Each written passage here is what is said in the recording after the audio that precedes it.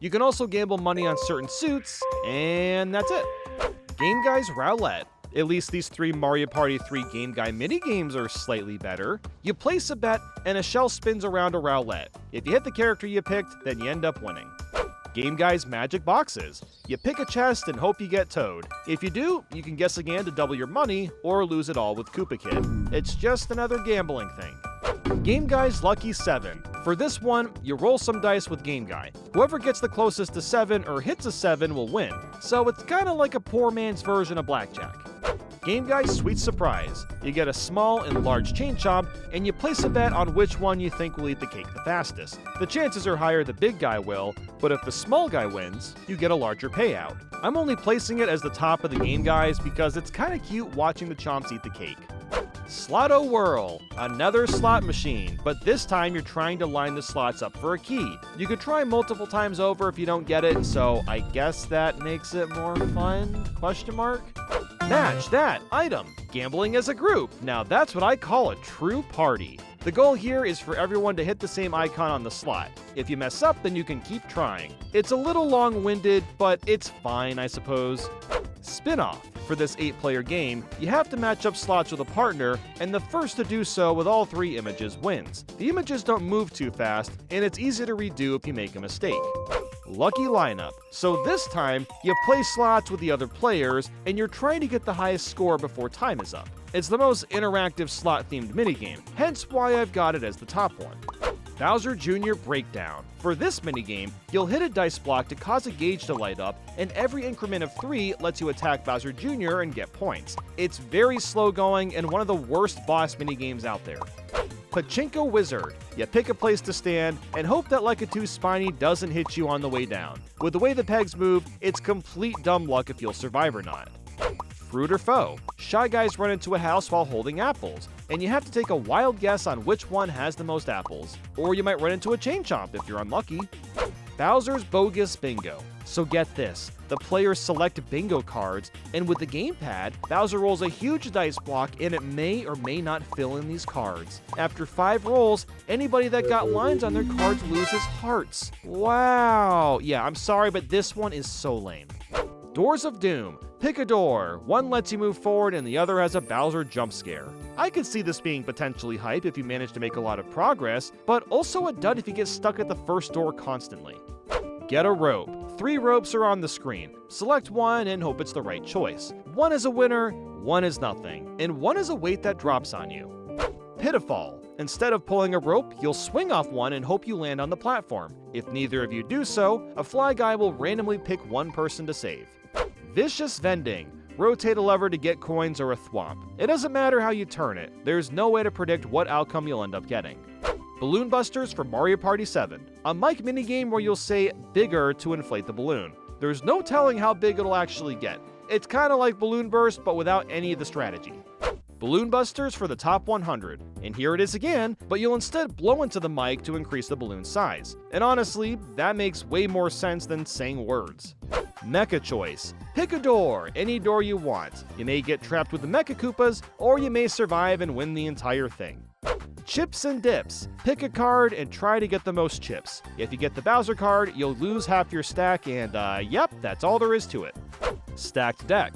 Each player takes turns picking cards. Toads let you survive, the Boos reshuffle your turn order, and Koopa Kid is the eliminator. While things can get shaken up from the Boo card, there are far more interesting luck-based games out there. Mystic Match'em, another card game. This time you always hold 3 cards and the goal is to get a match of 3. You'll discard 1 card per turn and randomly select another and hope that it matches with what's in your hand. If someone picks the Boo card, you lose your current cards and they all get reshuffled. If there is somehow strategy in this game, then I'm not seeing it. It seems like you just randomly pick cards and hope you eventually get 3 of a kind. You can't even pick cards that are face up. You have to pick random ones and just hope for the best. Goomba's Chip Flip. The goal here is to be the first player to reach 50 points by flipping these chips and getting their points. Of course, there's no way to tell what's under the chips, so you just have to take a wild guess and hope for the best. Deckhands from Mario Party 7. Card games and luck really go hand in hand, don't they? For this one, you'll randomly select cards from a deck that range from 1 to 13. Whoever ends up with the most points wins. Deckhands from the top 100. Not much of a difference with this one, except that the camera is more zoomed out. Of all the luck-based games, this was definitely a choice for remaking. Pound Peril. You push switches and hope you find the right one, as most will cause injury. Even after getting a Switch one, it gets randomized again, which makes it even harder to win. Panels of Doom. Pick a panel and then take turns rolling dice. Whatever the number is determines which panel breaks apart. We're really just hitting the dice. All I can compliment is that eerie looking sky. Whoa. Panel Panic. Literally the same thing, but all the panels get covered by 9 players and they all hit the dice blocks at the same time. I guess it's better because it ends faster? Cardiators, a slightly more dramatic way to randomly pick cards. You start by hoping you get a higher card than your rival, then you'll pick another card from a table, which is a random attack. These attacks do a set amount of damage, and the goal is to survive the longest. I suppose this is a way to shake things up. Peer Pressure from Mario Party 9. Pick a fishing rod and hope that you get a Cheep Cheep instead of an urchin. Even though all the rods will be bobbing in the water, it's impossible to tell which ones are safe and which aren't. Peer Pressure from the top 100. And of course, this got a remake on the 3DS. And I just know how much you guys were clamoring for this one back in 2017. Cheep Cheep Chance. The same concept, but it's on the DS. The only reason I'm ranking it higher is because the bottom screen shows you the ropes, giving you a sense of illusion that you can tell what rope has the Cheep Cheep, but there's still no way to actually know. Pinball Fall. Pick a ball and hope you make it to the bottom. What actually makes this one luck-based is that the rotating blocks are random each time you play, and you have to pick a ball each time. If you get stuck in the hole, you can shake your way out, but there's really not much you can do to try getting first. Hide and Sneak from Mario Party 3. A 1v3 where the solo player has to guess where the team of 3 is hiding. While you may see the players briskly running around, this literally means nothing. It's a placebo to try to trick the solo player from picking the wrong hiding place. While it can be unfair to the single character, the team of 3 can just as easily all pick the same hiding spot and get spotted all at once. Hide and Sneak from Superstars. Obviously, it looks a lot nicer, and you don't use arrows to pick the hiding places anymore. I'm not sure why they switched it to buttons, but it doesn't change the circumstances. Trick or Treat. Some trees dance all around, and you have to take a wild guess on which one's the tallest. You'd think that maybe you could keep track of which tree is what, but they're all shaped exactly the same, so there's nothing you can do about it. End of the Line. This technically isn't completely luck-based, but it also kind of is at the same time. The goal is to get through 3 tunnels by taking the right junction, and there's no way of knowing which way is correct. If you pick the wrong direction, you'll fly off the path and have to restart. You can screen cheat and see what your opponent is doing to help, but there's just as high of a chance of someone getting all 3 junctions correct on the first go. Peel Out, a very similar idea, but it's with 4 players and you have no idea how many bananas you'll end up with at the end. Spin and Bear It. You select a place to stand, the wheel spins, and you just hope you don't get squashed by a hammer.